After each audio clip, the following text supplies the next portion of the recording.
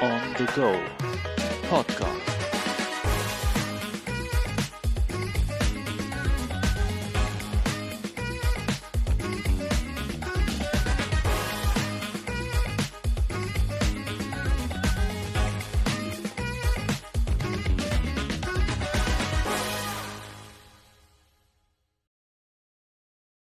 Engineering the Future of Regeneration. Our topic today with our guest Manuela Gomes, Professor in Biomedical Sciences at the University of Porto, in a coffee break with Dr. Jari Dahmen, Amsterdam Medical Center's University of Amsterdam. My name is Taka Oshima and this is On The Go, the podcast all around orthoregeneration. So welcome, Manuela, to our On The Go podcast. And there's an exciting title for today's podcast. It's Engineering the Future of Regeneration. So we'll be talking about that later in our podcast. But first, we want to get to know you a bit better. And we usually ask the question, if you drink coffee, how you drink it, where, how much, when. So please go ahead. Sure. Hi, Harry. Thanks a lot for inviting me. It's a really great pleasure to be here doing this. Well, that is an easy question. I'm Portuguese. Coffee is a really big thing in Portugal. You know, it's much more than a habit. It's a tradition. It's a way of living. You know, I don't think probably 99% of the Portuguese don't even leave the house without having our espresso. Okay, that's what we drink. Espresso. Not as so small as the Italian, just a little bit bigger. Some people can drink it bigger than others. I like it normal, not too big, not too small, but always espresso. No sugar, no milk, nothing. So the first one I have is before leaving the house. Okay, it's a must. Yeah. And the second depends on the days. Most times it's in the mid-morning. Okay, most of the times I pick up some people from my team. That's one thing. You don't usually have to be alone. Okay, it's a very social habit, but you know, that combines with work, and we can do that and start discussing what we're going to do or some project while we are having coffee. That is a very typical thing for Portuguese. So I have the second one mid-morning or after lunch. It depends. Nowadays, that's how I do. If I take more than that then can compromise my sleep. So I try to stop there because it's very strong, our coffee. Yeah. And is the coffee usually also accompanied by a pastel de nata? Oh, or, yes. Maybe you should tell the listeners what it is. That's the big deal and the perfect deal. Yeah, not during the week, not so much, but on Saturday especially, I usually do that. Yes. Yeah. Amazing. Yeah. So just for the listeners who haven't been to Portugal, what is that? The pastel de nata? Oh, it's a cream pastry, very small cream pastry. It's became I don't know very well why, but it became very popular all over the world. It's very funny. But we do have it very frequently with the espresso. It's really typical Portuguese, and now we see it all over. It's very funny. I take pictures now. Like I was in Seattle, and the first thing that I saw when I went to the very famous, I don't remember the name of the market, and there was the Portuguese pastry. Or last year in Singapore airport also. Okay. All over the world. It's very funny. Yeah. Nice. Very nice. Yeah. Well, now we at least know a little bit more about your coffee habits and about the Portuguese culture. But we also want to get to know you a bit more about your career and what you're doing at the moment. So could you tell us a little bit more about how your career started and how it is to be working in such a nice place in Porto? Okay, so I started right here in Porto, where I graduated here from college in engineering. But I started very soon to work on biomaterials. And then my supervisor here at the time moved to the University of Minho, so I moved with him to the University of Minho. That's where I developed almost all my career. I did part of my master's in a biotech company in the Netherlands, one of the first companies in Europe working on tissue engineering, in bone tissue engineering specifically, which was super exciting and super interesting. And then for my PhD, I went to Rice University to work with Professor Mikos, that was one of the pioneers also in tissue engineering. And that was a very good experience, but always come back to the University of Minho, where I developed my career there. And a couple of years ago, I decided that I needed a change for my life, and I applied to a position here in the University of Porto, in the Institute of in the medical school and biomedical sciences. And well, I started fresh, after more than 25 years in the it was a big change, but very exciting. Here it's a very different environment. I really enjoy having a much more close contact with clinicians, especially. So in my team, I have 5 orthopedic surgeons that specialize in different areas, and also other clinicians in our research unit from different fields. And that is, I think, the biggest advantage of being here, despite being in the city that I love and where I've always lived. I never left Porto. I've always lived here. So I was commuting every day to the University of Minho. And here I'm very close to home, so I get the chance also to enjoy much more this city that I love so much. Which amazing, fantastic. Amazing. And how was that fresh start after working for almost 25 years at the same place? How was starting over again? Well, it's a mixture of a very exciting, very freshening to start, but tough as well. I spent all those years establishing my career, helping to construct something. We had a big institute, of which I was a founder, with an infrastructure that was totally designed from scratch for our research area. So coming here was an adaptation, and also building up from fresh, trying to adapt also our work to what is the expertise and what is the infrastructure here, which is very different. So it was tough, but finally, almost after 2 years, we are starting to see the results and to see things moving, students graduating, papers coming out, and different works and different projects that are always coming up from being in a different environment is also super nice. Very nice. And I think that you probably also started new projects then, and building on projects of the past. Maybe you could share a little bit about the project that you're currently working on and that you have initiated now in your new role. Okay, so we have a lot of really new things that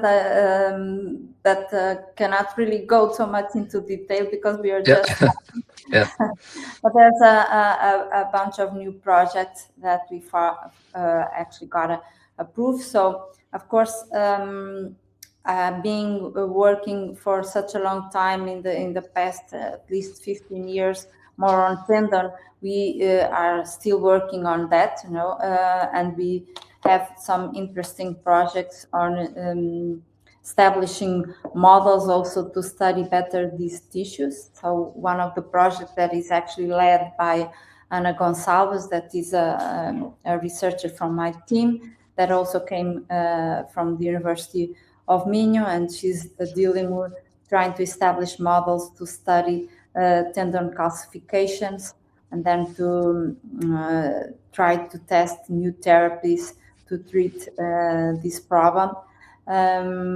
also on therapies. We have another project that is led by Adriana Vinhas, another researcher. Both of them were previously recipients of ON grants. And actually the grant that Adriana has now is a follow-up from a previous funded project from ON. And that has to do with developing particles based on exosomes extracted from tendon cells to treat tendon inflammation. Yeah. So, and others that are more new here is one exploratory project that I'm coordinating that is about developing tumor models for musculoskeletal tumor, because here we are very close to the hospital. Like I said, we work with these surgeons, and also the orthopedic department here has also a reference center to treat osteosarcoma and musculoskeletal tumors. So that's an area where we are expanding right now, and that we are starting to have the same first results, and that we are very excited to continue. And other things are developing on also an injectable hydrogel to treat for tendon regeneration, quite unique, based on the desolarized extracellular matrix, but obtained in vitro in specific conditions to modulate the composition of this hydrogel. So there's a lot of different things going on, and also other different projects. We are in a project, for example, that is establishing models to study the connection between obesity and tendon regeneration, tendon and other tissues, with tendon, with the cardiac disease, and even neurological problems as well. And this has, it's super nice because it's gathering the expertise of several other groups here. And within this is not a huge project, but it's super nice because from these discussions that we had, a lot of new ideas are coming up, and new routes to explore that are very exciting for us. Yeah, that sounds like a very interesting project, like a multidisciplinary project that can go into a lot of different directions.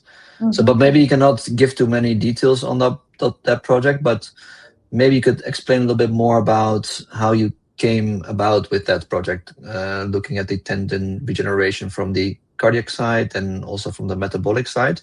How does that work, and what are the goals of that project? Well, honestly, it came from a specific call that was here for funding regional projects at regional level. And the call was, we had to have something on bioengineering and also on medical sciences. And like I said, almost all the other groups from our research unit are much more clinically oriented, and they were one of the big areas is the study of obesity, and there are obvious links that we could explore there, but and that are being explored at clinical level, but we don't have specific models to study that. So the idea is to use bioengineering tools, for example, to construct these models using 3D bioprinting or microfluidic platforms, so we can establish better relationships between cells from obese patients, for example, and cells or in the explants also from these patients, and explore interactions with these diseases that we know that are related, but that sometimes it's not so well explore the overall picture of the communication between these diseases. Yeah, and then you'll be comparing that to patients who are, or just participants who are not obese, and see what the differences are. Yes, we can do that too. Yes, but the main idea, because we have access to we have protocols to study, for example, samples from patients that undergo surgery, the bariatric surgery. Oh yeah, Okay? yeah. A big area here, and we can study then what is the impact also from the surgery and from the different adipose tissue that is then formed, and the changes in the adipose tissue that occur through the surgery and their impact also in other tissues and other organs. That's the idea. Yeah, very interesting. And what is then the relationship to the cardiac influence there? Because you also mentioned a cardiac relationship, or our part here, actually the cardiac part is in connection with another team from another faculty here from the University of Porto, but the idea is also to explore, it's well known, the communication between obesity and cardiac disease is quite obvious, but the idea is eventually to have also a very complex scenario here of all these, let's say, diseases and tissues communicating in a single model, so we can see at the cellular level what happens. Well, very cool. And then you can then translate that back into patients who are not obese and still have tendon problems. Yeah. Wow. Super cool. And so that maybe also brings us to more a philosophical related question, because your group is focused a lot on tendon regeneration and those projects. If you could envision yourself in the future, like 20 years from now, on that specific topic, where do you think we will be with regards to research, but maybe also link a little bit to the clinical side, just the tendon regeneration in general? Okay, I think that we have very few really effective solutions to treat tendon injuries and tendon diseases. Okay, when it's very serious, even when you have to reconstruct tissues with surgery, the rate of failure is extremely high. In some cases, for example, in the rotator cuff, which is very, very common, difficult to treat, as you might know, the failure rate is about 50% of these surgeries. So and even in not so serious problems, but smaller injuries or in tendinopathies, this has a very significant impact in the quality of life and of the patients, and which is increasing also with the aging of the population, and with also people, fortunately, in some cases practicing more sports. So it is very prevalent, and I think we need to have solutions for different stages of the problem, and that means by one side getting to know much more about the mechanisms of the tissue healing and of injury and healing, and then feed that knowledge into the development of therapies that can be sectioned for different stages of the disease, because we also know that quite often injury is preceded by inflammation, by disease. Yeah. So we need to know more about that. We need to improve also diagnostic tools and find sometimes markers, which is very difficult. We don't have specific markers for tendinopathy. We have inflammation markers, but they are not sufficient. So we can segment these stages of disease and act with different products in different stages. That's what I think we can expect, which can mean refinement of some things that we currently are working in the lab, but have more injectable solutions, for example, to address earlier stages of the disease. Sometimes the simplest solutions are the better, and we need to sometimes compromise very complex treatments that we think that in the lab work perfectly, but they don't work perfectly when you move to the clinic. So Yeah, that's something that we need to improve still. the translation to clinical practice. Yeah, Yeah. yeah. All right, and well, you have now just going a little bit back into the past, because we've just been looking into the future. What is something or a breakthrough from your team or from yourself that you're most proud of or really proud of? Well, I think we have developed a platform that I think it's super interesting, that is based on the use of magnetic stimulus, and that was very well developed and consolidated through the ERC grant that we had, and that allowed us to have a set of tools that can go through using this magnetic stimulus in synergy with the magnetic nanoparticles to trigger stem cells differentiation, stem cells response, for example, but also at the level of using this to modulate, for example, inflammation, which is super important in the case of tendon, but can be translated to also to so many other tissues and diseases, or using also these tools to design more anisotropic constructs that can be used for tendons and other tissues that for which it is really important to have a specific organization orientation of the matrix. So all these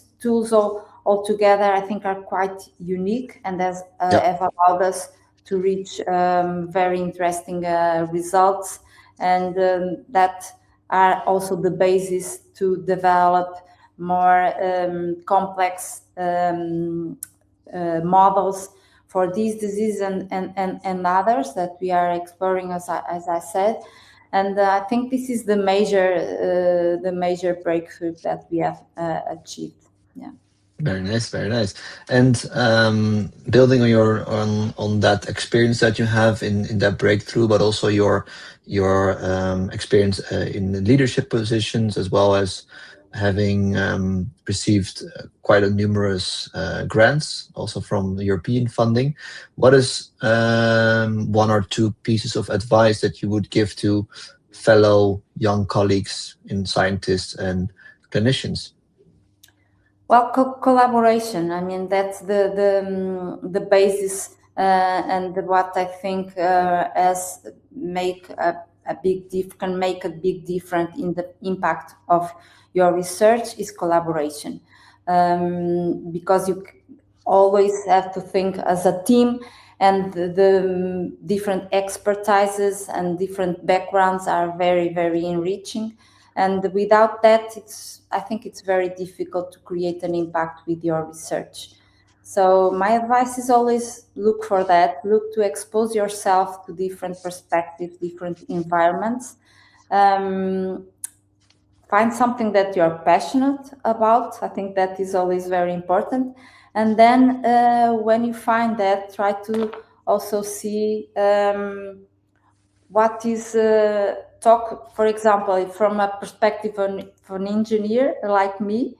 I think it's super important that you talk to clinicians when you have an idea for a specific problem, and either you are interested in, there are always two things, or what is the real need to treat that specific problem and how you can address that, what are the approaches and what makes sense for the clinician perspective, or if there's some gap of knowledge that you need to understand better in order to then take to other team or to take it yourself to the stage of developing a therapy for it. Yeah. You have these two things, and try to find your space and whatever you are most interested, but look for this. Now, when I started to work on tendon, that was a changing experiment for me. I wanted to see if this was really interesting and if there was a real need.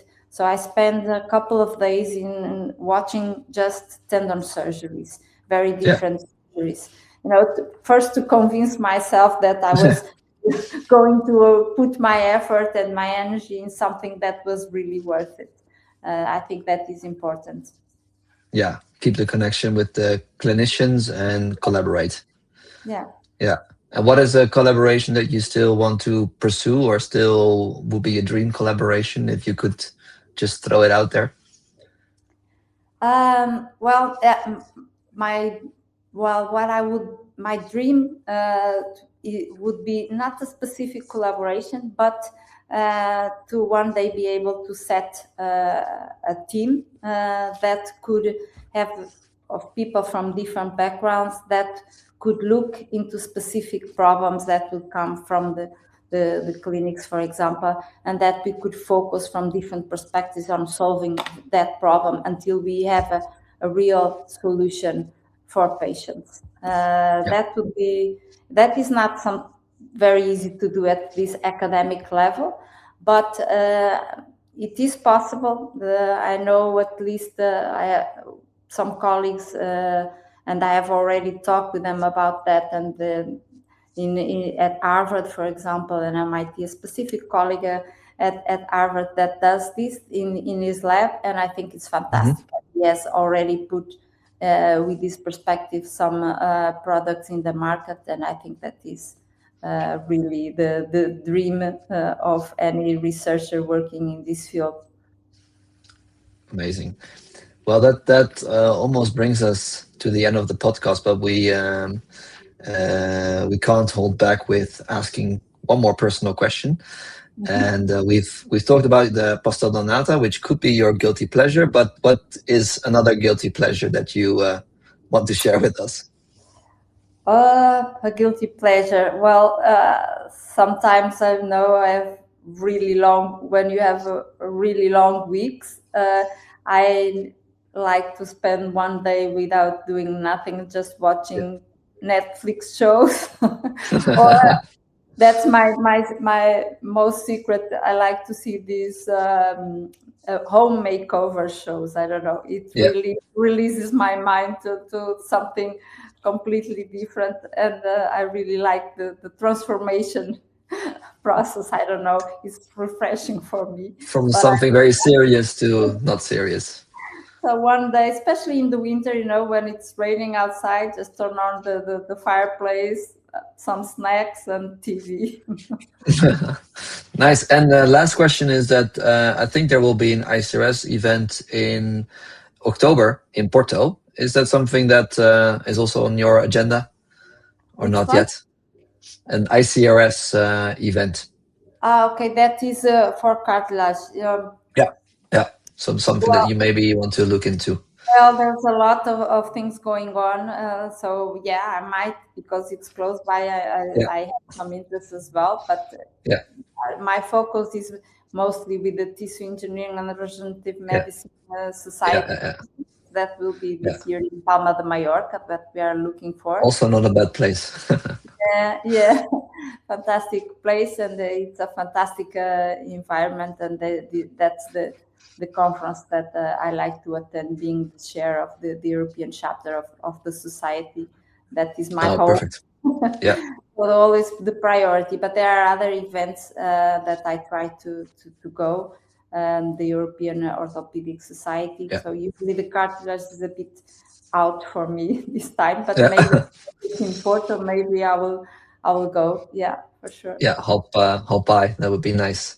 All right, thanks so much, Manuela, Professor Gomes, for this very nice podcast. And we learned a lot about engineering the future of regeneration, and stay as involved as you are with the Network Foundation. Yeah. Thanks a lot for having me.